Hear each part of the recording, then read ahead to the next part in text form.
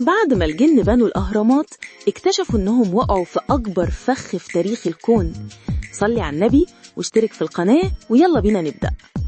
في الجزء اللي فات شفنا إزاي كهنة أمون عملوا صفقة مع الجن لبناء صروحهم العملاقة، لكن الكهنة ما كانوش أغبياء، كانوا عارفين إن القوة دي لو اتسابت حرة هتدمرهم.